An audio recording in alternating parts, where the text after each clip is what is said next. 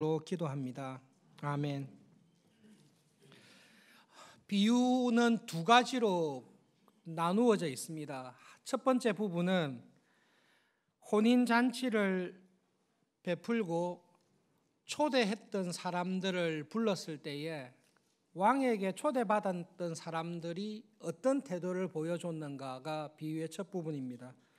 두 번째 부분은 초대받은 사람들이 다 자격이 없이 나가게 되었을 때에 왕이 은혜로 다시 불렀던 사람들이 있습니다. 그런데 혼인 예복을 입지 않았던 사람, 그 사람의 태도에 관해서 말씀하고 있습니다. 오늘 예수님께서 하신 비유의 핵심은 하나님의 나라가 어떠한지를 두 가지 비유를 통해서 말씀해 주시고 있습니다. 한 뭉텅이로 되어 있는데 그 안에 두 가지 비유가 함께 들어가 있습니다.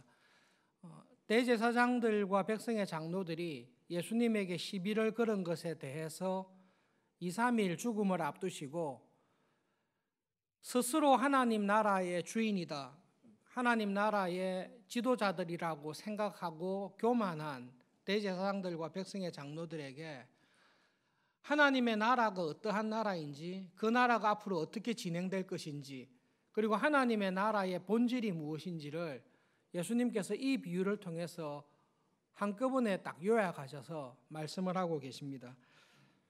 이 비유는 대제사장들뿐만 아니라 초대교회의 제자들에게도 하나님의 나라가 어떠한지를 가르쳐 주신 것이고, 저희들에게도 하나님 나라가 어떠한 나라인지 이 하신 모든 말씀이 우리에게도 다 적용이 된다는 것을 기억하시고 말씀을 들으면 좋겠습니다. 예수님께서 하신 하나님의 나라는 여러분 본질적으로 재림해서 이루어질 나라를 말하는 게 아닙니다. 마태복음 13장에 있는, 그리고 복음서에 있는 모든 하나님의 나라는 예수님의 초림과 재림 사이에 이루어지는 하나님의 나라를 설명하고 있습니다. 교회의 모습을 중심으로 설명을 하고 계신데요. 그래서 예수님께서 하나님의 나라가 이렇다라고 하면 우리가 다 죽어서 혹은 예수님께서 재림하셔서 이루어질 천국이 아니라 지금 우리가 경험하고 있는 이 땅에서 이루어지고 있는 하나님의 나라의 모습을, 우리의 모습을 말씀하신다 기억하시고 말씀을 살펴보도록 하겠습니다. 두 가지 안에 있는 비유 가운데 첫 번째 비유는 왕으로부터 혼인잔치에 초대를 받았는데 그 초대를 받은 사람들이 왕에게 대해서, 그 왕이 하나님의 나라니까요, 초대를 받은 사람들이 왕에게 대해서 어떤 태도를 취했는가입니다. 그것은 믿음으로 살아가는 우리가, 하나님 나라의 백성으로 부름받은 우리가 어떤 태도를 취하고 있는가를 돌아보게 만듭니다. 한 가지 기억하셔야 될 것은 우리나라는 참 좋은 문화가 결혼식에는 모두가 다 가서 축하하고 모두가 다 가서 잔치에 참여하는 것이 우리나라에 가지고 있는 참 좋은 미덕이고 좋은 결혼 문화입니다. 그런데 지금 예수님께서 말씀하신 혼인잔치는 우리가 생각하는 결혼 예식하고는 조금 다릅니다. 오히려 서구의 사람들이 하는 결혼 예식과 비슷한데요. 결혼식에 사람을 초대해서 초대한 사람만 결혼식에 참여합니다. 이민교회를 섬길 때에 이런 결혼식에 많지는 않은데요, 한 서너 번 초대를 받은 적이 있습니다. 지금 왕이 결혼 예식에 초대할 때 이런 식으로 초대를 했습니다. 자기가 초대할 사람을 왕이 정합니다. 그리고 편지를 미리 보냅니다. 보내서 언제 결혼식이 있습니다. 이 결혼식에 당신을 초대하기를 원합니다. 그러니 당신이 이 결혼식에 올 수 있는지, 오면 몇 사람이 오는지를 답장을 보낼 수 있는 편지를 보냈으니까 거기에 적으셔서 연락을 주십시오. 그렇게 초청장을 받게 되어 있습니다. 그래서 결혼식에 참석하는 사람은 그 초청장에 RSVP라고 미리 예약을 한 사람만 결혼식에 들어갈 수 있습니다. 그 결혼식에 예약을 안 하고 초대를 안 받았는데 결혼식 축하하러 왔습니다라고 하면 정문에서 들어가지를 못합니다. 그리고 결혼식장 들어가시면 제가 앉아야 될 테이블이 정해져 있고 제가 앉아야 될 테이블에 제 이름이 딱 명찰이 되어 있습니다. 앉아야 될 자리에 내 이름이 있는 곳에 거기 앉아서 결혼 예식에 참석할 수 있습니다. 왕의 결혼식, 왕의 아들의 결혼식입니다. 이 백성들을 다스리는 왕께서 자기 아들의 결혼식, 장차 왕이 될 아들의 결혼식에 아무나 부른 것이 아니라 특별한 은혜를 가지고 사람들을 초대했습니다. 그 왕의 초청장을 백성들이 받았습니다. 영광인 거죠. 다른 사람은 받고 싶어도 못 받는데 이 사람들은 왕의 특별한 은혜로 왕의 결혼식에 들어갈 수 있는 왕의 초청장을 받았습니다. 결혼식이 가까워서 신하들, 종들을 통해서 오라고 연락을 줬습니다. 이 태도가 세 가지로 나옵니다. 이 태도가 갈수록 예수님께서 하신 비유처럼 악해져요. 첫 번째는 오라고 했는데 올 마음이 없습니다. 종들을 불러서 혼인잔치에 오십시오 라고 이야기를 했는데 오기를 싫어했습니다. 이러면 안 되는 거죠. 그죠? 예를 들어서 부모님께서 자녀에게 내가 너에게 중요한 말이 있으니까 언제까지 오너라. 나에게 찾아와서 나를 만나고 가거라 했는데 그 시간이 되어서 부모님이 불렀는데 자녀가 아무 이유 없이 부모의 말을 듣지 않고 가지 않습니다. 안 되는 거죠. 왕이 참고 다음에 두 번째 종들을 다시 보냈습니다. 근데 여러분 두 번째 초대는 첫 번째 초대한 것과 조금 차이가 있습니다. 종들을 보내면서 이렇게 이야기했습니다. 이제 식사가 다 준비되었다.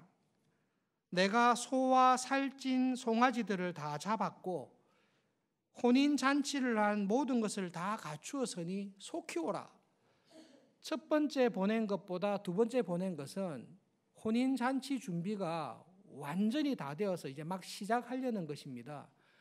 소도 잡고 살찐 송아지도 잡아서 음식을 다 갖추은 상태에서 종들을 보냈습니다. 처음에 오려는 마음이 없던 사람들이 왕이 다시 보내어서 지금은 진짜 식사 준비 다 됐습니다. 오면 바로 시작합니다. 소하고 송아지가 요리가 잘 됐습니다. 라는 이야기를 듣고 무관심한 반응을 보였습니다. 왕이 그렇게 은혜를 베풀고 급하게 연급부 초청했는데요. 그들은 돌아보지도 않고 한 사람은 자기 밭으로 다른 사람은 사업을 하러 갔습니다. 왕이 초대를 했지만 이 사람들은 왕이 하는 말을 하찮게 여겼습니다. 그 마음에 두지 않고 하찮게 여겼습니다. 그리고 이 사람들의 마음에는 왕이 나에게 하신 말씀, 우리의 왕이 될 아들의 혼인잔치, 이것이 그들의 마음에 있지 않습니다. 이 사람들의 마음에는 자기의 일로 바쁩니다. 내가 해야 될 밭일, 내가 해야 될 직장에서의 일, 내가 하고 싶은 사업, 내가 이 땅에 살면서 이루고 싶은 자기의 이상과 꿈을 실현하는 일에 이 사람들의 마음이 분주하고 바쁩니다. 분명히 하나님 나라의 백성이고 왕의 명령과 뜻을 들었지만 이 백성들의 마음속에 있는 것은 왕의 뜻이 아니라 왕의 마음이 아니라 자기의 사업과 자기의 삶을 행복하게 꾸리는 일에 관심이 많이 있습니다. 분명히 하나님 나라의 백성으로 부름받아서 천국 백성으로 이 세상에서 살아가는데 그들의 마음속에는 하나님의 나라는 거의 없고 세상의 이 관심들, 나의 일들에 대한 관심으로 가득 차 있습니다. 바쁘고 힘든 거죠. 종들이 와서 계속 권면합니다. 아니다, 나는 밭일이 바빠서 내 사업이 바빠서 분주해서 못 가겠다. 충성된 종들은 강권했을 것입니다. 아니 왕이 부르시는데 당신의 왕이 부르시는데 백성으로서는 왕의 말에 순종해야 되지 않습니까?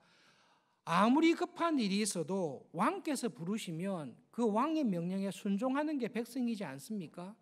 종들 가운데서는 황당하여 그들의 그 완악한 마음에 강력하게 이야기하는 종들도 있었을 것입니다. 그런 상황을 볼 때 그 다음 구절이 쉽게 이해가 됩니다. 어떤 사람들은 그렇게 강권하는 종들을 붙잡아서 모욕을 주었습니다. 내 일이 바쁜데 무슨 그런 소리를 하냐? 조용히 해라. 왕의 일이니 당연히 순종해야 되지 않습니까? 끊임없이 이야기하는 종들에 대해서 네 소리 듣기 싫다. 자꾸 소리 지르면 너를 죽여버리겠다. 종들의 강권하는 소리가 듣기 싫어서 모욕을 하고 종들을 죽여버렸습니다. 그것이 예수님께서 왕의 처음 초대를 받았던, 왕의 처음 은혜를 받았던 사람들이 보여준 태도입니다. 분명히 하나님 나라의 백성으로 부름을 받았습니다. 그리고 그 하나님 나라의 일꾼으로, 지도자로, 대제사장으로 세움을 받았습니다. 그런데 놀랍게도 대제사장들과 하나님 나라의 지도자들, 백성의 지도자들은 정작 하나님께서 하시는 말씀에는 귀를 기울이지 않습니다. 다 자기의 일로 분주합니다. 우리가 이 첫 번째 예수님께서 하신 비유를 볼 때에 나는 하나님 나라의 주님의 교회에 부름받은 신자로 살아가면서 하나님 앞에, 왕이신 하나님 앞에 어떤 태도를 가지고 살았는지 반성하며 돌아보게 됩니다. 우리는 하루 종일 바쁩니다. 우리는 정말로 바쁩니다. 일주일 내내 우리는 정말로 바쁘게 지냅니다. 하나님께서 하시는 말씀에 조용히 앉아서 사실 귀를 기울이고 하나님의 말씀을 묵상하며 기도할 수 있는 여유가 없을 정도로 우리는 바쁩니다. 예수님께서는 우리에게 하나님의 나라와 뜻을 먼저 구하면서 살아라. 그것이 천국 백성의 마땅한 도리라고 말씀을 하셨습니다. 그러나 우리는 이 사람들처럼 그 하나님의 말을 가볍게 하찮게 여깁니다. 왕은 우리를 부르시고 왕은 우리에게 무엇을 하라고 말씀하시지만 사실은 내 일로, 내 사업으로, 내 삶의 인생의 꿈을 이루는 일로 바쁘기 때문에 왕이 하는 말씀이, 하나님께서 나에게 하는 말씀이 기쁨이 되지 않고 귀찮습니다. 오히려 귀를 막아버리고 싶을 유혹에 우리는 참 많이 빠지게 됩니다.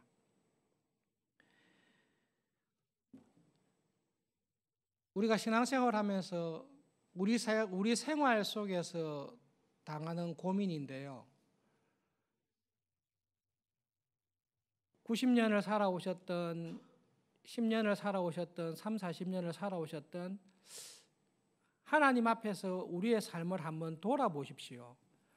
내 기억에 내가 그때는, 그 시절에는 정말로 하나님의 뜻이 뭔지, 하나님의 나라와 주님의 교회를 먼저 구하며 살아가기 위해서 내가 헌신하고 열심히 지냈던 때가 그때였다. 혹시 그런 기억이 있으십니까? 많이 있기를 진심으로 바랍니다. 그리고 나의 마음속에 하나님의 나라와 나에게 주신 그 모든 은혜를 가지고 하나님의 뜻을 구하며 열심히 살아가는 때가 항상 지금일 수 있기를 진심으로 바랍니다. 그러나 예수님께서 대제사장들에게, 백성의 지도자들에게 교회에 주시는 말씀은 의외로 하나님 나라에 부름받았으나 주님의 교회의 지체로 살아가고 있지만 하나님의 나라와 뜻을 먼저 구하며 그 일이 내 삶의 가장 중요한 우선순위가 되는 사람들이 참 많지 않다라는 것을 말씀하고 계십니다. 완악하게 왕이 보낸 신하들을 모욕했습니다. 왕이 보낸 신하를 모욕하는 것은 왕을 모욕하는 것입니다. 왕이 보낸 종을 죽이는 것은 사실은 왕을 죽이는 것입니다. 그것을 보고 왕이 진노했습니다. 더 이상 종을 보내지 않고 군대를 보내었습니다. 임금이 노하여 군대를 보내어서 살인한 자들을 진멸하고 그 동네를 불살라 버렸습니다. 예수님께서는 이 모든 비유를 대제사장들과 백성의 지도자들을 향해 일련의 비유로 하고 계십니다. 이것을 기록하고 있는 마태는 예수님께서 말씀하신 이 말씀이 그대로 이루어진 것을 경험하고 알았을 것입니다. AD 33년경에 예수님께서 십자가에서 죽으시고 성천하신 이후에 40년이 채 되지 않아 AD 70년경에 이 동네는, 이 예루살렘은, 예루살렘 성전은 돌 위에 돌 하나 남지 않고 철저하게 하나님의 심판을 받게 됩니다. 하나님의 나라가 그와 같다라고 예수님은 말씀하십니다. 하나님의 나라는 어떤 것과 같습니까?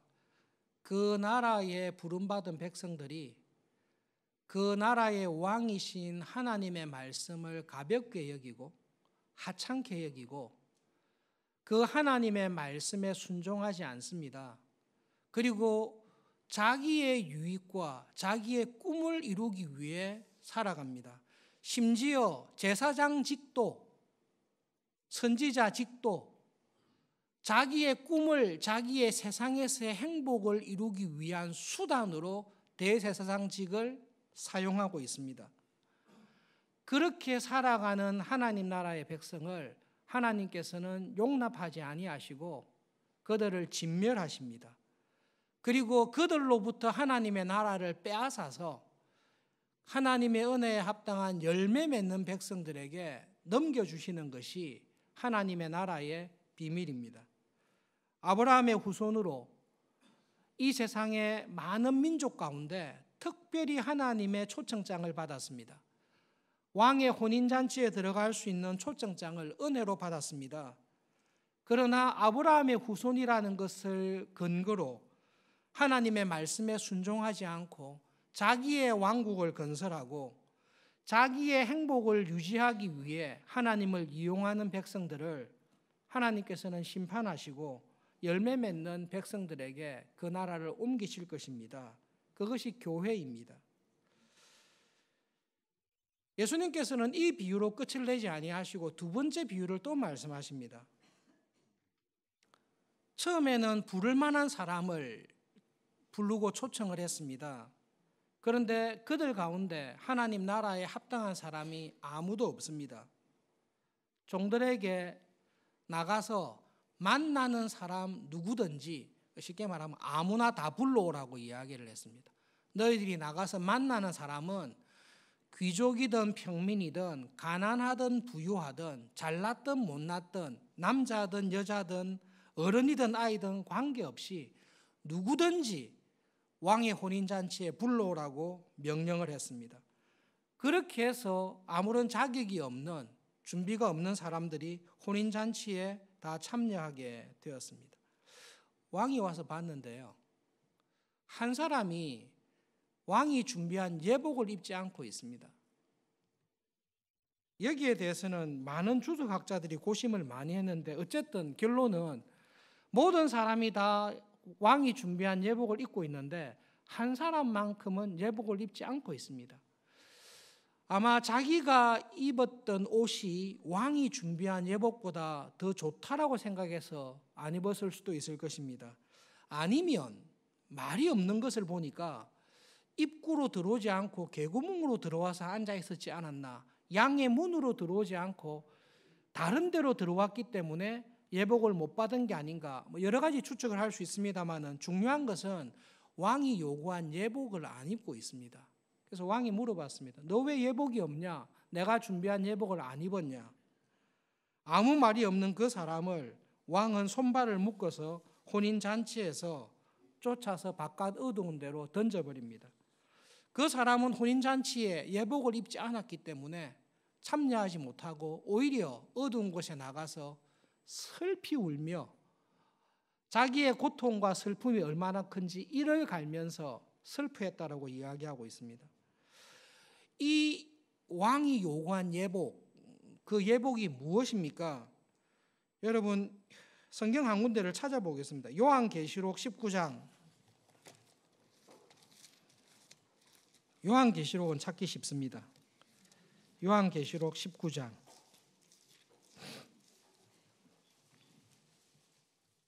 5절부터 8절까지 한 절씩 교독하시겠습니다.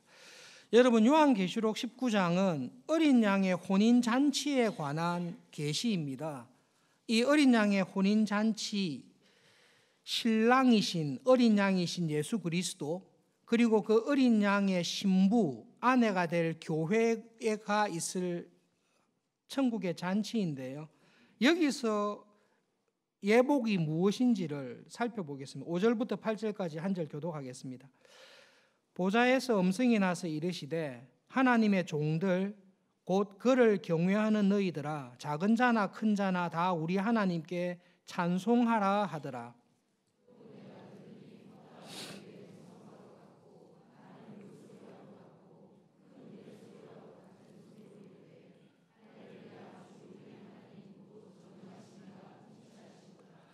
우리가 즐거워하고 크게 기뻐하며 그에게 영광을 돌리세. 어린 양의 혼인 기약이 이르렀고 그의 아내가 자신을 준비하였으므로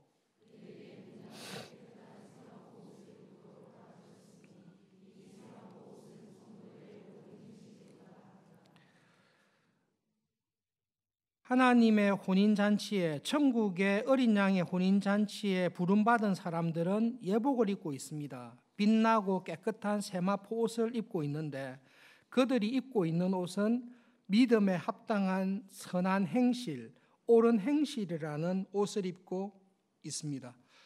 예수님의 비유를 통해서 우리가 모든 것을 다 추적해낼 수는 없지만 왕이 보고 왕의 아들의 혼인잔치에 합당한 예복을 입지 않은 사람을 발견해서 쫓아냈습니다. 그러면 그 사람에는 무엇이 부족했는가? 하나님 나라에 합당한, 어린 양의 혼인잔치에 합당한 옳은 행실, 구원에 합당한 믿음의 행실이 그에게 없이 앉아있는 사람이 혼인잔치에서 쫓겨난 것을 말씀하고 있습니다. 여러분, 이 비유를 통해서 예수님께서 하나님의 나라가 어떠한지에 대해서 말씀을 해주세요. 첫 번째로는 하나님의 나라는 자기 아들을 위해 혼인잔치를 베푼 왕의 모습을 통해 천국을 설명해 줍니다. 이 왕의 혼인잔치, 이 왕의 혼인잔치인 하나님의 나라, 이 나라에 들어갈 수 있는 사람은 누구입니까? 예수님의 비유를 통해 자격이 있는 사람은 한 사람도 없다라는 것을 이야기합니다. 이 하나님의 나라에 들어갈 수 있는 사람은 왕이 초청한 사람, 왕의 초청장을 받은 사람만이 이 나라에 들어갈 수 있다라는 것을 말씀합니다. 여러분, 하나님의 나라에 들어갈 수 있는 사람은 하나님께서 말씀하신 의로움의 기준을 만족시키는 사람만이 들어갈 수 있습니다. 의로우신 하나님의 나라에 들어갈 사람은 의로운 그 나라에 맞는 의로움을 가지고 있어야 됩니다. 우리들 가운데 하나님께서 요구하시는 의를 만족시키는 신자는 아무도 없습니다. 순교자를 포함하여 그 어떤 사람도 하나님께서 요구하시는 완전한 의를 가지고 있는 사람은 아무도 없습니다. 예배 인도하시는 목사님께서 1계명을 읽으면서 말씀하셨습니다. 하나님이 요구하시는 의가 이겁니다. 너는 마음을 다하고 뜻을 다하고 힘을 다해서 하나님을 사랑하면서 살아라. 그것이 하나님께서 요구하시는 의로움입니다. 지난 한 주간을 돌아볼 때에 내 마음속에 내 마음을 정말로 다하고 내 힘을 다하고 내 뜻을 다해서 하나님을 가장 먼저 사랑하며 그렇게 살았습니까? 라고 물을 때에 하나님께서 요구하시는 것은 하루 중에 반은 그렇게 살고 반은 그렇게 못 살고 이걸 요구하는 게 아닙니다. 하나님께서는 24시간 1초도 빠짐없이 그 마음의 중심에 하나님을 사랑하고 마음과 뜻과 힘을 다해 하나님을 사랑하면서 살아가는 사람, 그 사람이 하나님의 나라에 들어갈 수 있습니다. 생각하는 것, 말하는 것, 사람을 대하는 것, 행동하는 모든 것이 하나님께서 요구하신 그 기준에 완벽하게 이르면서 순종한 사람은 예수 그리스도 예수님밖에 없습니다. 예수님 말고 아담과 하와의 타락 이후에 다니엘이라 할지라도 욥이라 할지라도 욥은 확실하잖아요. 계속 어려우시니까 엉뚱한 소리 막 하지 않습니까? 한 사람도 하나님의 의에 이르는 사람은 아무도 없습니다. 하나님의 나라는 자격으로 들어가는 거 아닙니다. 선행으로 들어가는 거 아닙니다. 경건으로 들어가는 것 불가능합니다. 루터 선생님이 이야기했듯이 내가 가지고 있는 경건, 날마다 말씀을 묵상하며 기도에 힘쓰며 교회를 봉사했던 선행과 경건은 하나님 앞에 더러운 음식을 닦아냈던 더러운 행주와 걸레와 같습니다. 하나님이 요구하는 수준에 이르지 못합니다. 하나님의 나라는 어떻게 들어갑니까? 은혜로 들어갑니다. 들어가고 싶은데 죄가 너무 많습니다. 예배 때마다 십계명을 들을 때마다 예배 드릴 수 없구나라는 것을 우리가 확실히 압니다. 하나님을 예배할 수 없는 내가 하나님을 예배하러 왔구나라는 것을 압니다. 그래서 인도하는 목사님을 통해 하나님께서 주신 사죄의 선언을 듣습니다. 하나님, 제가 하나님의 의에 이르지 못합니다. 예배 드릴 자격이 없고 천국에 들어갈 수 없습니다. 이 모든 죄를 예수님께서 다 가져가십니다. 십자가에서 죽으실 때 나에게 있는 죄 가운데 예수님께서 안 가져가신 죄는 하나도 없습니다. 나에게 모든 죄를 예수님께로 하나님이 다 돌리셨습니다. 그 죄를 지시고 예수님께서 죽으셨습니다. 그리고 한 번도 하나님의 율법을 어긴 적이 없고 말 한마디, 행동 하나 완벽하게 하나님을 의를 이루었던 예수님이 가지고 있었던 그 의로움을 예수님이 입고 있는 완벽한 의로움의 세마포 옷을 우리에게 빌려주시는 겁니다. 우리가 예배 드릴 때에 두 가지가 있는데요. 내가 가지고 있는 모든 죄를 하나님께서 하나도 남김없이 다 뽑아서 예수님께 돌려서 예수님을 죽이셨다라는 십자가의 대속의 은혜와 하나님의 의를 완벽하게 이루어서 예수님이 입고 있는 빛나고 흠이 없는 그 옷을 예수님께서 나에게 빌려주셔서 내가 지금은 그 옷을 입고 예배당에 예배드리러 나와 있는 것입니다. 왕이 그 옷을 입은 우리를 보시고 천국 잔치에 참여시켜 주세요. 그런데 한 사람이 예배드리기에 합당한 옷을 입고 있지 않습니다. 예수님의 십자가의 은혜를 전심으로 의지하지 않고 자기의 행위로 내가 대제사장인 것으로 내가 목사로 선교사로 직분자로 헌신했다는 것을 옷을 입고 나오면 그것은 주인에게 합당하지 않습니다. 예수님께서 하신 천국의 비유 가운데 여러분 마태복음 13장에서 한 구절만 더 찾아봅시다. 마태복음 13장 하나님 나라의 비유를 하시면서 제일 마지막에 하신 비유입니다.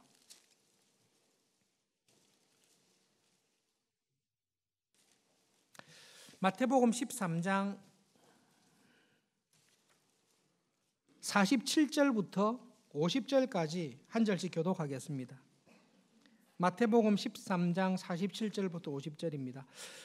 또 천국은 마치 바다에 치고 각종 물고기를 모는 그물과 같으니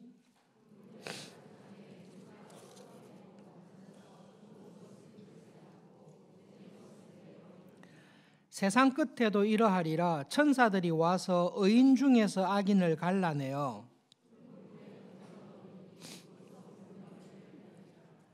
천국은 예수님의 초림과 재림 때를 이야기합니다. 그리고 천국은 교회의 모습을 이야기합니다. 어부가 바다에서 그물을 치고 고기를 다 잡았습니다. 그리고 잡은 고기들을 무트로 가지고 와서 고기를 살펴봅니다. 쓸만하고 좋은 것들은 그릇에 담고 집으로 가져갑니다. 못된 것, 쓸모없는 것, 그런 고기들은 버려서 던지게 되어 있습니다. 하나님의 나라가 이와 같습니다. 하나님께서 은혜로 우리들을 하나님 나라로 불러주셨습니다. 근데 하나님의 나라에 은혜로 부름받았는데요, 우리를 부르신 왕의 뜻에 관심이 없습니다. 내 일에만 관심이 있습니다. 그리고 내 일을 열심히 하는데 왕이 하는 말이 귀찮습니다. 왕의 말씀을 듣는 것, 왕의 말대로 하는 게 내 일에 방해가 됩니다. 그래서 끊임없이 왕에게 저항하고 반대합니다. 그런 못된 고기들은 하나님께서 버려버리십니다. 천국의 비유는 여러분 너무 간단합니다. 그물 안에 고기들이 있어요. 교회 안에 우리를 부르셨습니다. 내가 교회 안에 있다라는 것이 내가 하나님의 나라에 당연히 들어간다라는 것을 절대로 보장하지 않습니다. 예수님께서 하신 비유를 너무 간단하게 차분히 읽어보십시오. 해병대 나오신 분 계십니까? 한 번 해병대는 영원한 해병대다. 그 해병대에서만 하세요. 하나님의 나라에 교회에 들어오면 죽을 때까지 천국에 갈 것이다라고 성경은 가르친 적이 없습니다. 내가 진심으로 예수님의 십자가의 보혈을 믿고 나의 모든 죄를 예수님께서 십자가에서 다 사하신 것을 내가 마음으로 믿고 입으로 시인하면 구원을 받을 것이다. 맞습니다. 그렇게 구원받은 사람은 그 구원의 은혜에 합당한 좋은 열매를 맺게 되어 있습니다.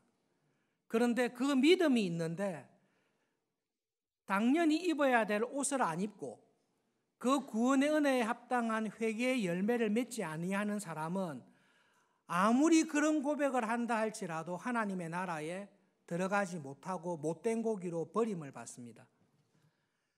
따뜻한 봄날에 책을 읽기 좋은 시절인데요, 읽으신 분들은 뭐 상관없습니다만 혹시 안 읽어보신 분이 계시면 존 번연 목사님의 철로 역정을 꼭 한번 읽어보십시오. 하나의 관점을 가지고 읽어보십시오. 장망성, 여기 있으면 장차 망할 성에서 구원의 복음을 들어서 예수님의 십자가 앞에서 죄짐을 벗었습니다. 그 이후로 이 기독시가 크리스찬이, 그리스도인이 장망성을 떠나서 하나님의 나라, 우리의 영원한 본향을 향하여 나가는 과정을 그리고 있습니다. 십자가 앞에서 죄짐을 벗고 하나님의 나라를 향해서 쭉 가는데요, 100명이 가는데 몇 명이 하나님의 나라에 끝까지 들어가죠? 철로 역정을 보시면 구원의 은혜를 받아서 하나님 나라를 향해서 가는데 끝까지 도달하여 요단강을 건너 하나님의 나라에 들어가는 사람하고 중간에 가다가 포기하고 돌아가고 딴 길로 가다가 신천지나 이단 사이비를 만나서 딴 길로 가고 헛된 꼬임을 받아서 낭떠러지에 떨어지고 게을러서 쿨쿨 자고 있는 사람들은 구원의 목적까지 도달하지가 못합니다. 너희 구원을 두렵고 떨림으로 온전히 이루라고 이야기하는데 두렵고 떨림으로 구원을 끝까지 이루지 못하고 중간에서 많은 사람들이 포기하고 떨어지게 됩니다. 예수님께서 이 비유를 하시면서 결론적으로 하신 말씀이 있습니다. 청함을 받은 사람은 많되 택함을 입은 자는 적으니라. 많은 사람이 왕의 혼인잔치에 청함을 받았습니다. 혼인잔치에 들어왔습니다. 그런데 그 왕에게 택함을 입은 사람은 적다라고 이야기합니다. Many are called. 많은 사람들이 구원으로, 교회로 부름받아서 교회 안에 있습니다. 그러나 그 교회 안에서 구원의 은혜에 따라 믿음으로 살아서 하나님의 나라의 택함을 받아야 되는데요, A few라고 하지 않고 예수님께서 few are chosen, 거의 없다라는 말이에요. 하나님의 나라의 부름을 받았으나 구원의 온전한 믿음, 구원에 이르는 믿음을 가지고 하나님의 나라에 들어간 사람은 거의 없다. 누구에 대해서 하신 말씀이죠? 대제사장들과 백성의 장로들과 바리새인들에게 하신 경고의 말씀입니다. 네가 뭔데 성전에서 이런 거 가르치냐라고 이야기하는 그들을 향해서 너희들 중에서는 천국에 들어갈 사람 거의 없다. 그게 예수님께서 그들에게 주시는 대답이요 경고의 말씀입니다. 우리는 예수님의 이 비유를 통해서 하나님의 은혜로 교회에 들어오게 된 것 진심으로 감사합니다. 그와 함께 예수님께서 하신 비유를 통해 두 가지를 꼭 기억하시면 좋겠습니다. 첫째로는 하나님의 말씀을 진중하게 여기십시오. 내 부모를 공경하라 그렇게 말씀하셨을 때 하나님께서 너의 부모를 무겁게, 부모님을 대할 때 중요한 분으로 무겁게 대해야지 부모를 대할 때 하찮게 우습게 대하면 안 된다. 그게 오계명에서 하신 말씀입니다. 초대를 받았던 사람들이 왕의 명령을 가볍게, 하나님께서 예배를 통해 나에게 주시는 말씀을 오늘도 그렇게 이야기하지 한두 번 들었나 가볍게 여기시거나 하찮게 여기지 마십시오. 하나님의 말씀을 가볍게 여기는 것은 하나님을 가볍게 여기고 하나님을 하찮게 여기는 것입니다. 하나님께서는 하나님의 말씀을 가볍게 여기고 하찮게 여기는 사람을 하나님께서도 가볍게 여기고 하찮게 여기셔서 나쁜 고기로 걸러내십니다. 하나님의 구원의 은혜를 받은 사람은 부모를 공경하고 부모를 무겁게 진중하게 생각하듯이 나에게 하시는 하나님의 말씀을 마음에 깊게 새기고 진중하게 받습니다. 이때까지 살아오면서 하나님 앞에서 내가 맺은 열매가 무엇인지를 돌아보십시오. 이 세상과 함께 없어질 것에 인생을 허비하지 마시고 우리를 이 세상에 두셨지만 우리를 하나님 나라의 백성으로 부르시고 우리가 이 세상을 살아갈 때 주부든 사업가든 목사든 농부든 우리를 부르신 자리에서 하나님 나라의 백성답게 살아가기를 하나님께서는 요구하십니다. 그 열매를 찾으십니다. 그런데 바빠요. 너무 힘들어요. 시간 없어요. 뭔 그런 소리를 하세요라고 열매 맺기를 거절하시고 하나님의 말씀을 가볍게 하찮게 여기는 사람을 하나님이 기뻐하지 않으십니다. 예수님께서 하신 그 두 번째 비유를 기억하면서 주일날 예배를 드릴 때마다 하나님의 나라에서 누릴 은혜, 어린 양의 독생자이신 주님의 혼인잔치에 우리가 들어가지 않습니까? 이 성찬의 은혜인데요. 그 하나님 나라에 들어가서 그 은혜를 누릴 것을 우리는 예배 때마다 사실 경험하는 것입니다. 이 예배가, 이 안식이 하나님의 나라에서 영원토록 누릴 그 나라의 은혜와 기쁨을 이 땅에서 경험하도록 하신 것이 주일 예배입니다. 하나님께서 받으실 만한 예배를 드리도록 매일매일 생활에서 애를 씁시다. 월요일부터 토요일까지 우리를 두신 자리에서 세마포 옷을 입고 하나님 나라의 백성다운 옷을 입고 살아가는 일에 끝까지 충성되기를 바랍니다. 여러분, 하나님께서는 우리에게 내 주위의 사람들을 다 세마포 옷을 입히라 그렇게 하지 않아요. 내가 입고 있는 세마포 옷을 더럽히지 말고 하나님의 백성답게 살아가는 일에 포기하지 말고 세상에 휩쓸리지 말라고 우리에게 말씀하십니다. 그 믿음의 선한 싸움을 매주일마다 싸우셔서 예배를 드리러 나올 때마다 하나님의 말씀을 들을 때마다 부족한데 하나님 말씀을 들을 때마다 하나님이 주시는 위로와 은혜 안에서 새 힘을 얻으실 수 있기를 바랍니다. 결론적으로 우리가 서울중앙교회라는 하나님께서 주신 아름다운 감사한 교회에서 신앙생활하고 있는데요. 이 자리에 계신 여러분, 정말 우리 가운데 한 사람도 빠지지 말고 하나님의 나라에서 어린 양이신 우리 주님의 혼인잔치에, 주님의 성찬에 참여할 때에 한 사람도 빠지지 말고 그 자리에서 다 만나 뵐 수 있기를 진심으로 바랍니다. 기도하겠습니다.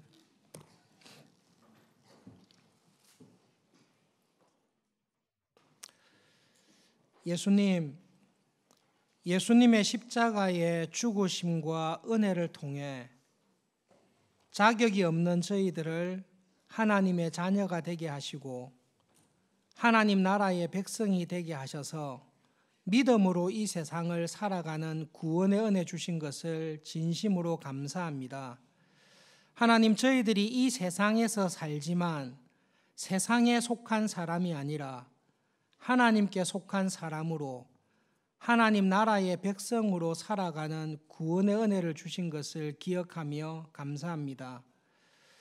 하나님 나라의 백성답게 사는 것이 무엇인지를 저희들이 다 알지 못하고 그렇게 살기를 전심으로 진심으로 소원하지만 저희들이 참으로 부족하고 연약하여서 마음은 원이로되 우리의 삶이 따라가지 못할 때가 많이 있는 것을 주님께서 아십니다.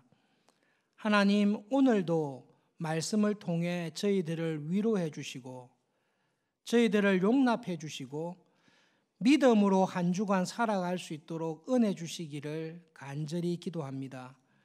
저희들을 두신 자리에서 우리가 만나는 모든 사람들에게 하나님의 뜻을 이루는 은혜의 방편으로 하나님 나라의 백성으로 살아가는 은혜와 기쁨을 주시옵소서.